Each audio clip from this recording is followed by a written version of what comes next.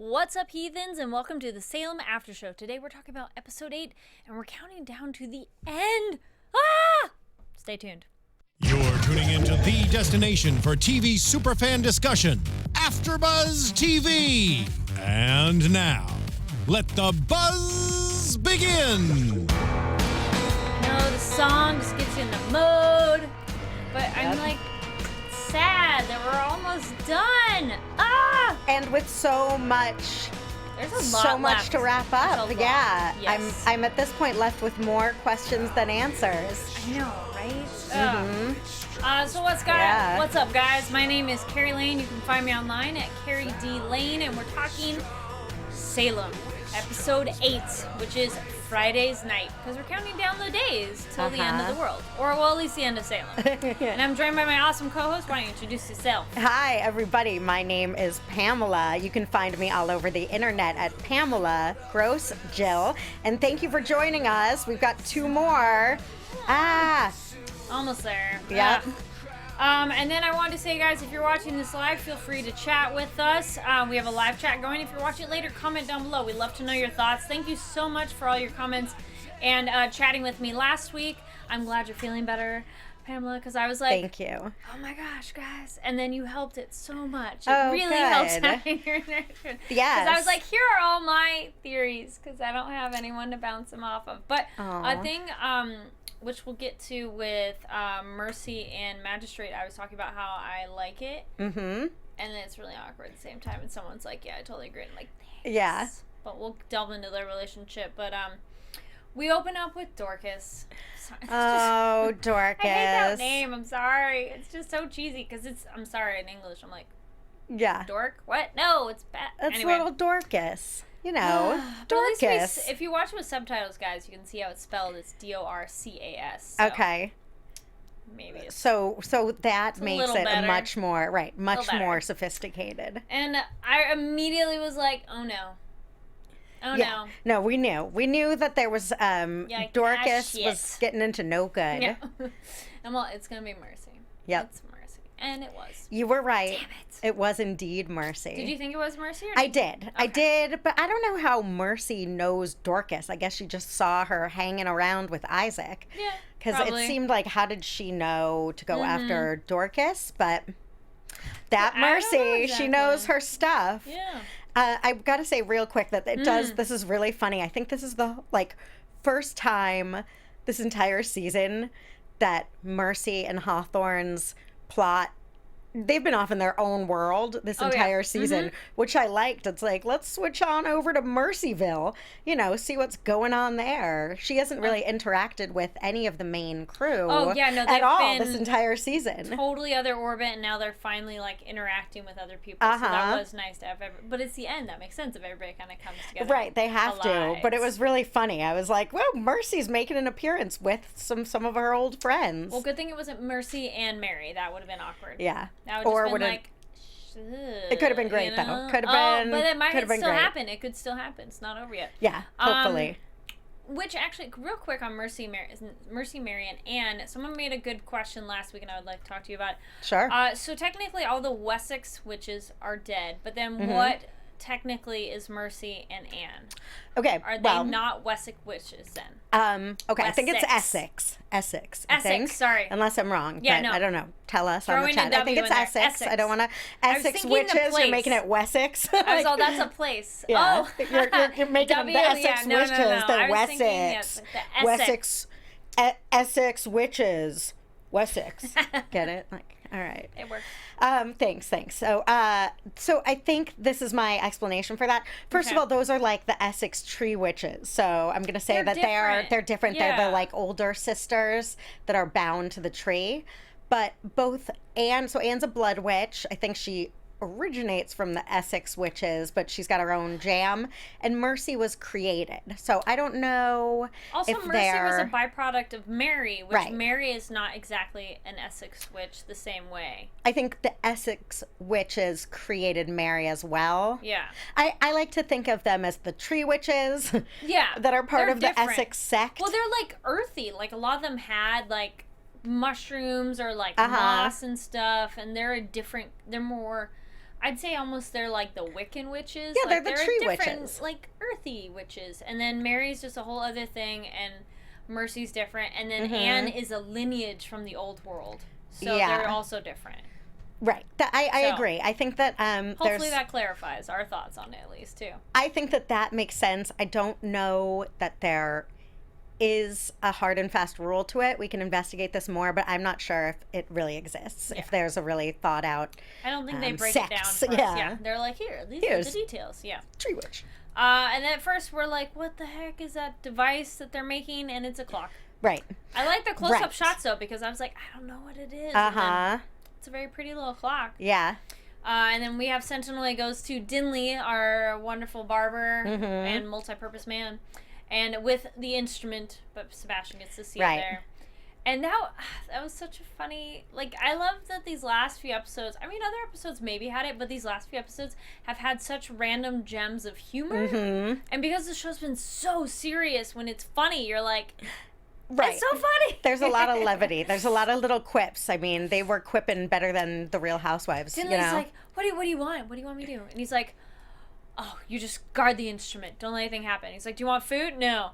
I want drink, though. All right, let me show you a gin. Drink. And then what did he say? It burns. I like it. That was just... It was great. Oh, actor, great job. I was like, wait, I wrote down his name. Samuel, amazing job. Good job, Samuel. Tweeted at him because, like, him drunk. Oh my gosh, that made the episode the best part. This is definitely my favorite of the Sentinel that we've ever seen. Obviously, because he's more likable getting drunk, but this was funny. He was funny. It was funny. The Sentinel got funny humor tonight. Yeah. Well, because he's like playing the straight character, and so the absurdity of it is what's so funny. Right. And then we have Cotton and Mary. Speaking of drunks, we have Cotton and Mary, and then they need help. Mary's like, I need help because we still have the Sentinel. We got to get rid of him. And Sebastian's like, all right, cool, I'm in on this too. Everybody's starting to like get closer and closer. And we find out the Sentinel is drunk. Yay. So good. Yeah. And but we learn his real motive. So in being a real drunk, get to say everything he really thinks, and all he wants is to free the angels. Yeah, that's always been not that bad. No, he's been saying that from day one. That's what he didn't want to follow Lil Devil. Yeah. He wanted to bring back their brothers. That's all he ever wanted, and he thought that the devil wanted it too, and the devil just wanted ultimate power. So I think that's when he turned on him, when he realized he just wanted to be God. So he's like, no, I just want to free them. But, if people are dead in the process, whatever. Yeah. But he does point out a very good question that we kind of were like, wait, is the devil really dead? Nah, probably not. Nope, just the mortal bodies destroyed. Not really surprised with that one. And he's just gone back to hell, which it's kind of like I did the Winona Earp show. If you guys are into monsters and devils and stuff like that, it's also a good show. And strong female leads. But that one also, send it back to hell kind of a thing. And they're like, well, no, they're still alive, sort of. Right. And then Sentinel brings up the other good thing of too. Don't open the wrong doors. Right. I think there's only one door to hell, though. Are there any other bad doors in the house? There could be. So I think he's saying that you can't, by any means, it's not just don't open that door to hell, it's don't let him in. He'll try and get in from other avenues. It's not just the door to hell that'll let the devil in. Okay. I think that even that dollhouse, I think there's many ways in which he can get into that dollhouse. The Sibley mansion. Yes. Okay. So, yeah, it seemed like that. So he's being cautious of letting him in. Like he was being metaphorical, but not on purpose. Actually, he was being literal. He meant don't let him in. Yeah. Yes. And then we bump over to Isaac real quick, and you can't find Dorcas, poor guy. And I gotta say, I love Isaac. He just stumbles around talking to himself like he's in a Shakespearean play. Like he's like, what do they want from me? Do they want to best me? Like, to even within the show, he's not talking to anyone. He's just sort of talking to himself out loud. I like it. He's taken counsel with himself, and he's verbalizes very entertaining. it. He is very entertaining. Then we have Anne and Cotton, and so we discussed what the Wessex Witches, and we got the pregnancy cravings, another humor thing to throw in there. Yeah. And it's interesting to learn how Anne really doesn't trust the other people and tells Cotton, like, right, yeah, we're all getting together, but I don't trust him. But Cotton, best line in terms of, it's always a good point, enemy of my enemy is my friend. Right. If you gotta take out the big baddie, gotta deal with other people, or at least the lesser of the two evils. Like, use them and take out them. So that makes sense. What is going on? What is going on with Anne? What is up with her? I don't even... What's up with Anne? She's pregnant? She's pregnant, sort of. She's stolen the baby, but, you know, she sort of got the demonic alter ego that we saw. It's her hag. I think it's her hag. Okay. Excellent job commenting, guys, about that discussion. Okay. Thank you so much. Yeah. If you get a chance, read and if you guys haven't read them yet, great discussion on last week's episode where I kind of asked that question of like what it is. Yeah, I don't understand. I think it's her inner hag that she hasn't come to terms with yet, because the final shot we see of it is Anne looking in a mirror and the hag is there. And my question since she was born a witch, does she have a hag self the same way Mary does, where Mary sold her soul, essentially, to the devil?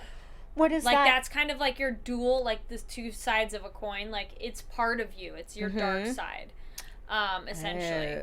Oh. And then I think Anne, in the beginning of that episode, was just in denial of it, and that's why it was outside of her body, because nobody else ever saw it. Right. It's always the trick, guys. Does anybody else see the thing in the room, or is it just you? Right. Because she's the only one who sees it. Right. So it's more of her internal issues outside of her body. Okay. And with that, I wonder what the hag's connection is to the devil, because it doesn't seem like they had any relationship this whole, except for him trying to kill her, sort of, for not getting Cotton to do what he wanted. I mean, but the now hags are generally, I think, the bad part of being a witch, so they would probably be more aligned with the devil. Okay. Probably. But obviously Anne's an easy one to tempt so far.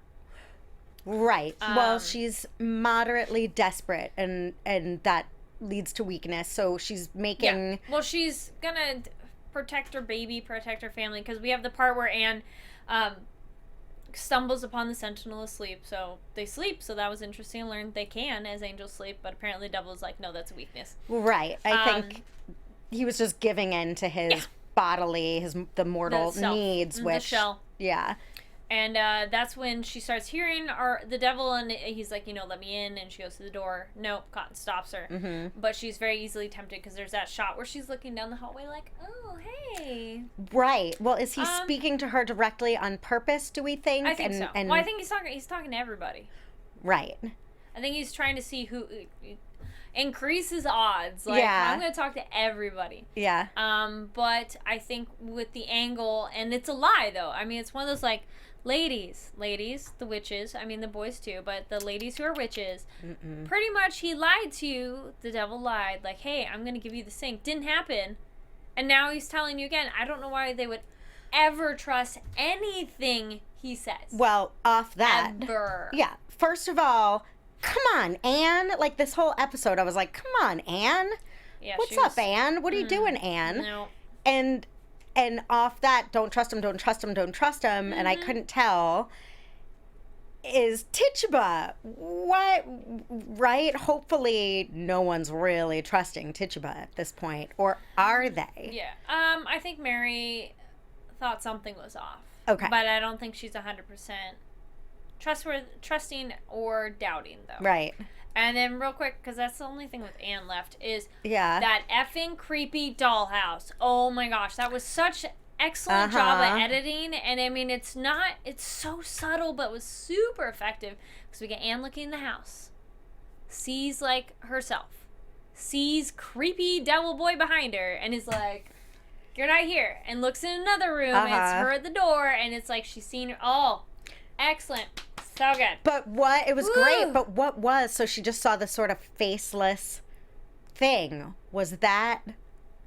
What was that? The shadow behind her? No. In the dollhouse, it was like a melted face doll. All the dolls, I don't think any of the dolls have like super specific faces. Okay. I didn't know what that was, but it was super creepy. I think how the dolls look are creepy. I think they're more the shape and like color spectrum of whatever person they're representing. Like they're very basic. But maybe there is. Yeah, I think that there was something to the facelessness, but I'm not sure either. So if you're on the chat or if you're listening to this later, let us know if you know what or have a theory on what that was. And then we have hashtag squad goals. Squad goals. Because the gang, the Scooby Gang, is all assembled to go take down the baddies. Yep. I was like, oh, it was a very rewarding episode of, like, everybody coming out and, like, what do you bring to the table? And John's like, dude, I can totally kill the Sentinel, and Tituba's still alive. And everyone's like, she's still alive. What? So that was a good reveal that finally everybody knows about it. That was nice. And John and Sebastian, just whip it out and measure already. Okay? Gosh, that was one of those, like, well, and you're just like, boys, yeah, calm down.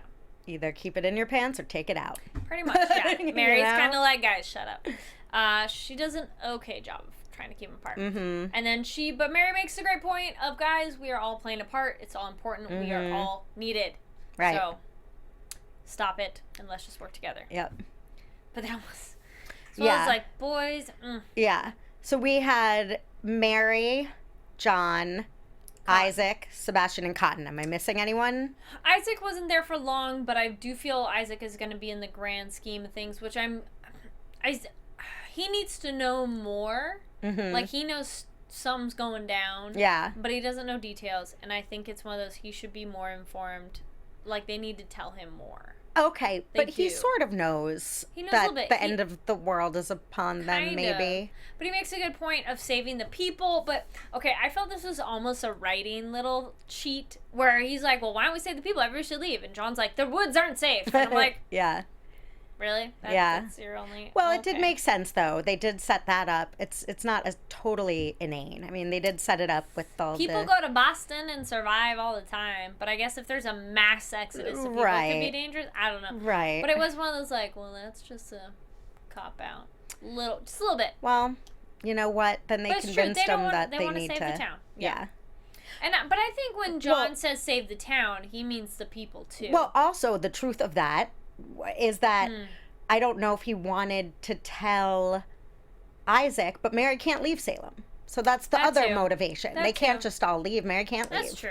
Because that would make sense, but she can't. So he might have had to say that to protect Mary. True. Yeah. That's a good point. Then we have John and Mary, and I'm like, wow, this is a really awkward, rocky romance. And lo and behold, it turns out to be Sebastian. This episode had so many moments where it's like the bad guy, and I felt they did a good job. I felt really bad. I'm like, his little heart is crushed. It's like to stomp on it and smush it in the ground. Yeah, but he made her have sex with him in front of her lover who she's still in love with. So that kind of makes me feel a little less sympathetic towards him, because he was interested in getting what he wanted at all costs.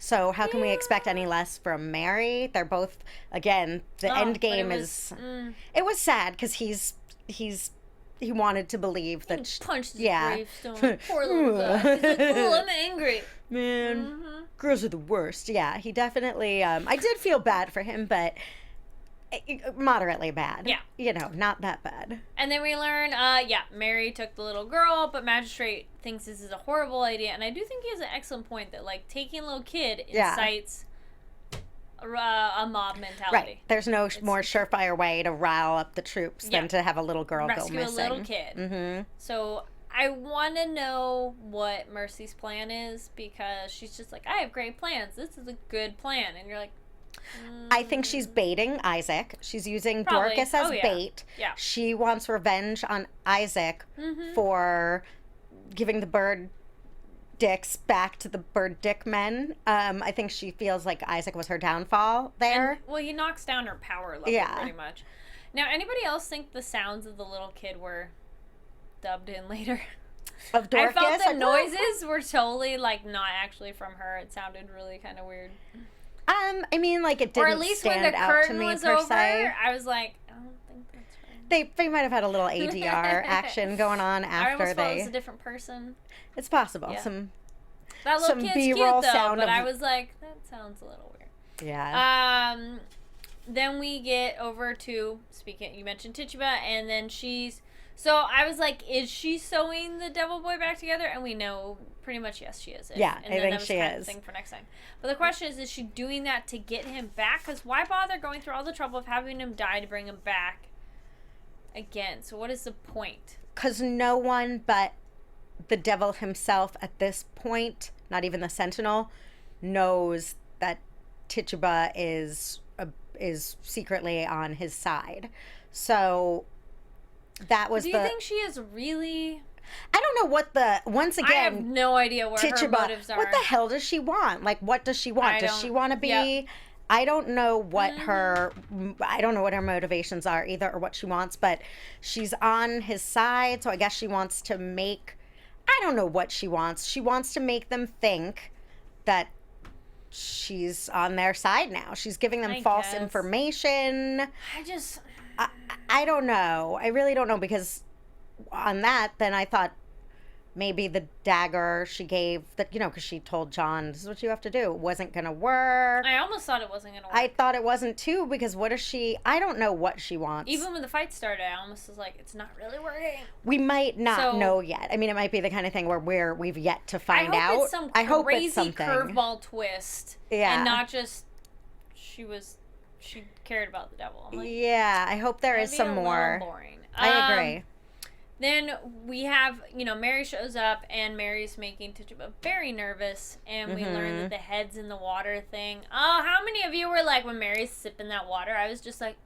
So was it just plain water that she was drinking? It was infused water. Okay. It was heady. It was headstrong. Okay. But I mean, I guess for witches, that'd be something they would like. Yeah, but Mary's not technically a witch anymore. Right? Yeah, that's true. She's like, I don't have magic. I can't open the door. Yeah.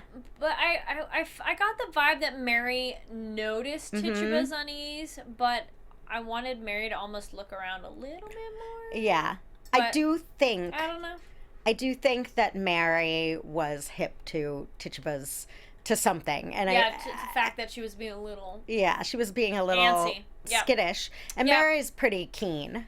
Yeah. So I think that she knows more than we were able to glimpse from this. I mean, she trusts her enough to be like, hey, where's the help me find the clock thing? Or she doesn't know it's a clock. Find the instrument. And then, so we'll find out. Don't know. Sentinel is hungover. Oh, that's funny. Yeah. Oh, he's like, you need the hair of the dog, skin of the dog that bit you. And he's like, I don't eat dog, and no dog bit me. And he's like, no, metaphors, man. Yeah. And Cotton, and just their fun chat about what humanity is. And jumping over to when they go to the bar, or the pub. It's more of a pub. I'm like, the saloon? Yeah, I don't know what they go to. Just a discussion of how humans are kind of a mismatch of all these different things, which is very true. It's a good point of, like, people are a little bit of everything, and he's just showing, like, I mean, I know he's just Cotton's just trying to distract the Sentinel, but it felt actually like, you guys should have been doing this sooner. That was amazing. Like, it was so good. And Sentinel was like totally along for the ride, like, all right, this is cool. Yeah. And then the music, this hurts me in a most delightful way. Like, music. And he's like, what is this thing? Right.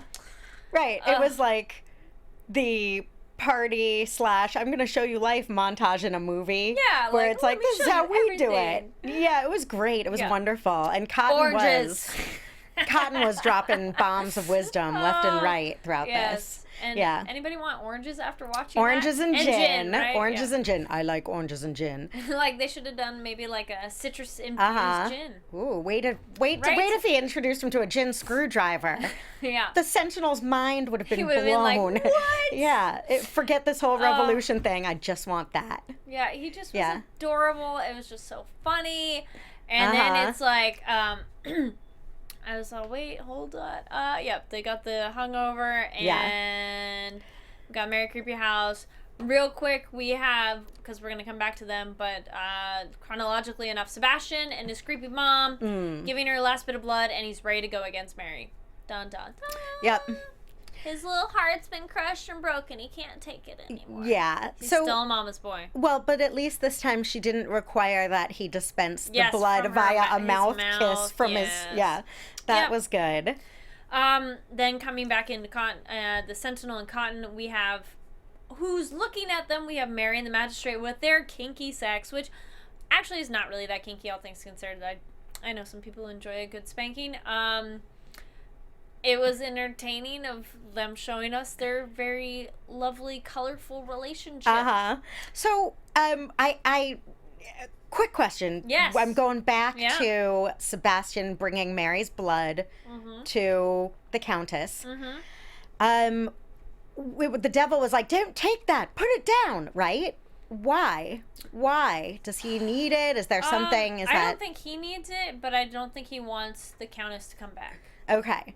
So, all right. I'm trying to like follow all these things at the same time accepting that they'll just make sense when they do. I think it's because the Countess has had some powers, not much, but maybe if she comes back and then everybody gangs up on the devil, they can maybe really like close off his hold on that area. I don't know. I don't know either, and I don't know yet. Yeah. Okay. So then he's bringing the Countess that. Yes.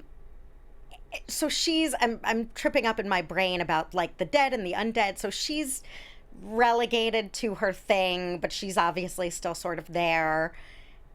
And he's dead, but he's not dead. He just he's just banished back. So all these people are sort of still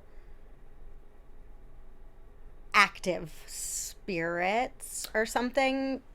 Yes and no. Okay, the way the devil is right now is he's more like a poltergeist, that he can move stuff, but he has no physical presence. He just is kind of auditory. Okay. Countess has physical presence, but she can't do anything. She's stuck. Yeah. Until she gets enough strength to pretty much regrow her body back. Okay. So. Which is, okay. All right. Okay. All right. No, I get it. I'm just trying to factor in, since we only have 2 left, it's exciting to try and figure out how it's going to wrap up, because I don't see it yet. I mean, I don't know. But that kind of makes it fun. It makes it so fun. Does fun. Yeah. Well, with that, we may as well say the last little bit is we have the Sebastian Emperor, I wanted to write her as Empress, Countess, draining Mary. It looks like Mary had the skull face going on, that it really was almost like literally stealing her life force. Because before, it seemed like when the Countess and when Mercy drink blood of somebody, it doesn't kill you. It depends how much blood they take, of course. But it's like, here, I'm going to donate a pint to you, and then I'm still going to be fine. It helps you. And then for Mercy, she just got a bunch of girls to do it. But then, like, you know, when they drained someone, it was like not taking their life force, like sucking the energy, but it was more literally like the blood life force. So the way it was taking Mary now is it seems like more like it's, since her blood is so long gone from her body, it's more like a less literal connection. A transfusion almost. Well, it's not even like transfusion connection, but it's more like taking her spirit energy and taking more of her literal, actually more not literal, because okay, it depends how specific you want to be, because some people say life force is like your blood, right? So it's more taking Mary's like whole energy, spirit stuff. Yeah. I also had to wonder, yes, I agree, obviously something's going on with Mary. She's crying blood, her face is hanging out, but not really. It was only when she looked in the mirror. Right. She's having these sort of episodes, but I think those reflect what's going on. I agree, but I'm also wondering if Tituba did something to her, or if drinking the head water that's possible too. Yeah, that was what I was wondering too. Was it strictly because Countess has drank Mary's blood before? She just said something of like, now it kind of begins something, so that made me wonder, but I hadn't thought of Tituba affecting her too, and that's a possibility. Yeah, again, or just the two together are a bad combo. Right. it's a crappy cocktail, Mary. No. Stay away, right? Stay away from that Tituba mix. So I think that's the end with them. Well, Hawthorne and Mercy, can we? We're coming back to them. Okay. Now we're back to them. Okay, back to them. But we also have their wedding with the lovely speech by Cotton that I'm like, even though you're super drunk, you're so poetic. So eloquent. It was actually a really nice little speech. It was a great speech. It was good thing about love and marriage. Yeah. And at the same time, we got bathtub sex. I do have to wonder if that was entirely legal, but I guess if Cotton says so, he's I don't know if a drunken pastor can just be like, now kiss her. You're and that's married. It. You're married now in the whorehouse. But I'll take it. I'll take it. It's enough. I mean, the state of marriage and how it works, many people would argue all things of what makes that binding. So like all it was fair. enough. What do you think of our? Wait, sorry. Oh, well, my question is why I forget their concoctions. They're coming up with their schemes. Why do they want to be married so badly? It helps her status if she's married to him. Got it. Okay, got it. And she's kind of like, you won't marry me because everybody knows I'm a whore, and he's like, it doesn't matter. So his status is still high, even though he's hanging out in the slums all the time. Yeah. So marrying her will bring her up. Okay. Okay. And if they want to be together publicly, it'd be easier to be married. So there's that. Yeah. And then, so what do you think of that Sentinel, sex scene? And because Cotton's like, no, trust me, dude, human flesh thing. Because Sentinel's like, I don't get it, man. You guys, animals only have sex once a year kind of a thing. Except dolphins. I did not know this, but they're mammals. Well, there's some animals. There's very few, but dolphins are one of the few that have sex for pleasure. Oh, just good. The more you know. Good. But then he points out, oh, you humans, you think about it all the time. And Cotton's like, well, let me show you. I'll show you why. Let me enlighten you. Yes. Yeah. But then I kind of wondered. I'm like, well, how do we know the Sentinel's straight? Is one thing. I mean, the Sentinel could have been like, you are not my cup of tea. I mean, I guess he... No, he didn't say anything of and even what type of woman he wants to. Tall, thin, thick, color. He has no preference. Okay.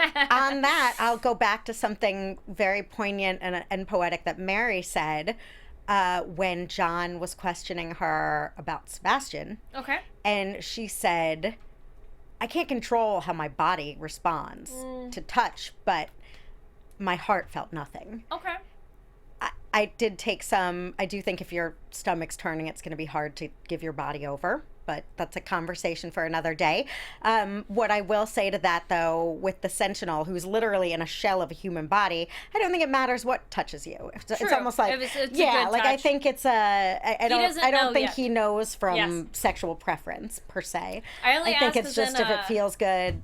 That's fine. So. I bring it up that way because on Incorporated, there's an interesting, question on sexuality stuff. So, Incorporated's a good fun show, too, guys. Oh, okay. Well, it could have been... We'll talk more after. Well, by that, though, logic, I think the Sentinel, taking this further than just on that, I think had the social norms been...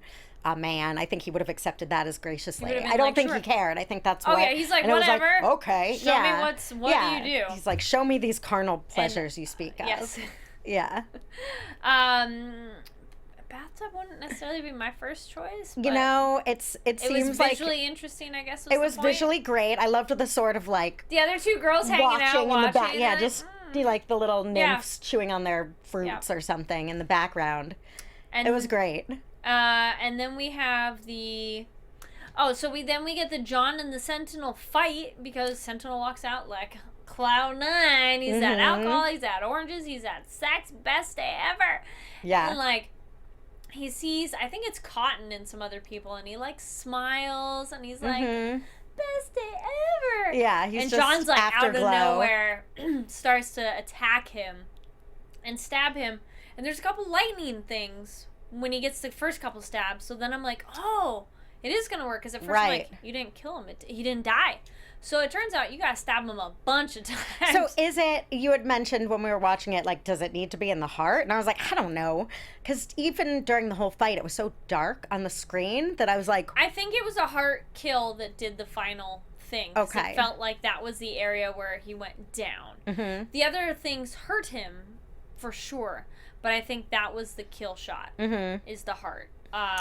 Which makes sense, too, of, that's the life force of it and all that.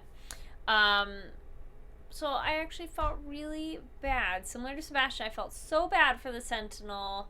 Like, as soon as John started walking behind him after he had that smile on his face, I was just like, that sucks. Like, I kind of half wondered if Sentinel could have been swayed to see what it's like as humans and maybe been like, you know what? Maybe we don't want to kill all the humans. You know what, Carrie?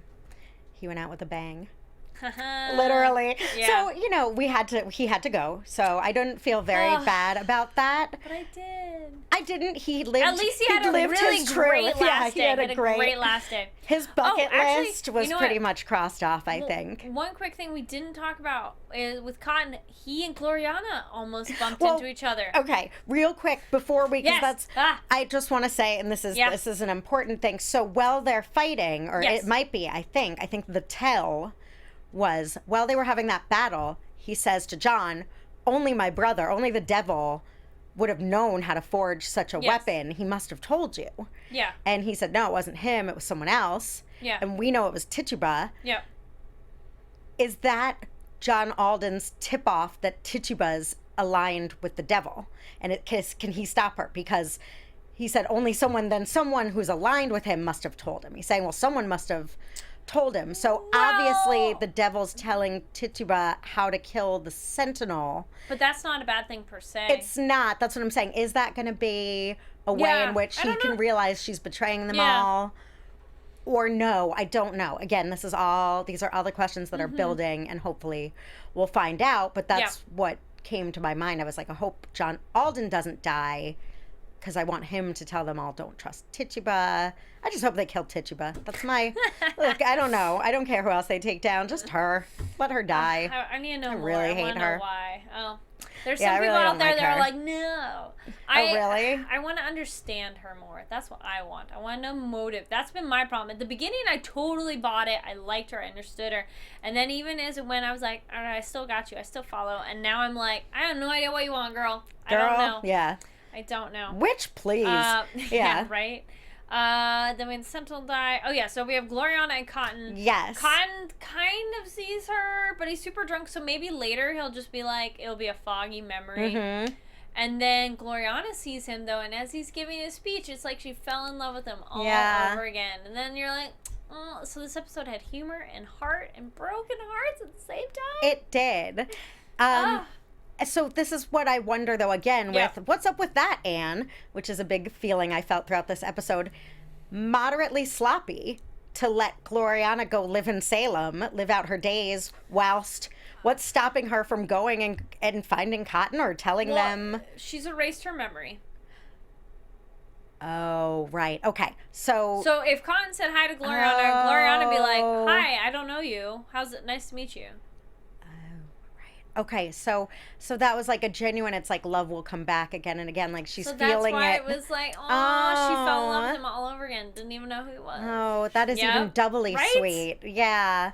I was just thinking, there's Gloriana. Wouldn't she run out and be like, oh my God, your wife's a crazy witch? She took her memory, because remember when Mercy took her? She's like, what's your... She didn't even know her name. Right. How'd you get here? I don't know. What are your... Okay, but she still was falling for Cotton. Nonetheless, sloppy on Anne's part, because he could still see her, whether she has no memory or maybe not. Anne doesn't think he would go to the whorehouse. Sure, but Salem's not a super large place. If she's living in... It's not the biggest town. It's not... But yes. Yeah, there's a lot of cross-sections there. But that's kind of it, and then it ends with the clock ticking, which it literally is, because we have 2 episodes to go. And thank you very much. I'm afraid I don't remember your name from the comments, but thank you for including the link. There is a petition to make the series continue onward, and it's on the YouTube comments from last week. I'll make sure to put that on Twitter. I'm sorry I forgot for this week, but I'll put it up so you guys can check that out and sign it, and maybe tweet, reshare it with other people. Every little bit helps. Sounds good. Yeah. And I guess we can do predictions. Okay. 2 episodes to go. And now, your AfterBuzz TV predictions. Well, I was like, I think... That's my prediction stance.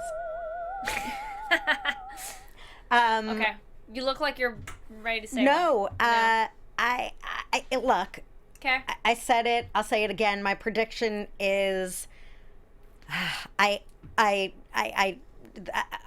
I'm flabbergasted. On the bare bones, I think the devil will reemerge. Okay. Someone's gonna let him in somehow. He's going to come Okay. in.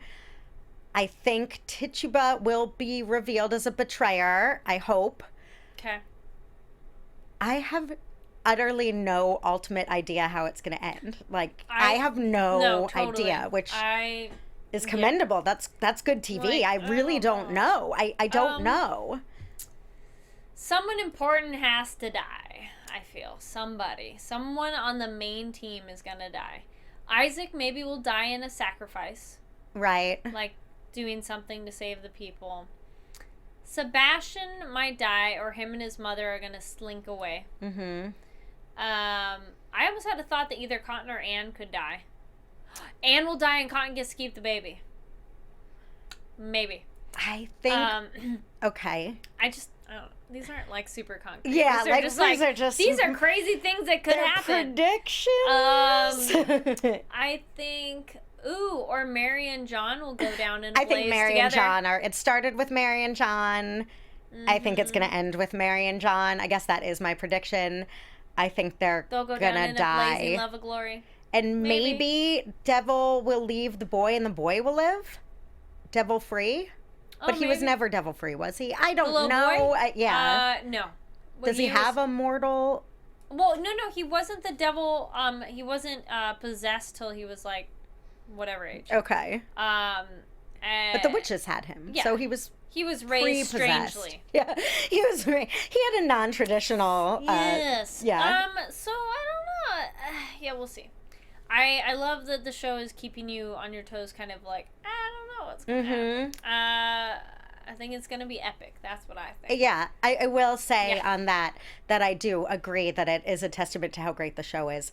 Most shows, when there's 2 left in the series, you have a pretty good idea how it's going to wind down. Yeah.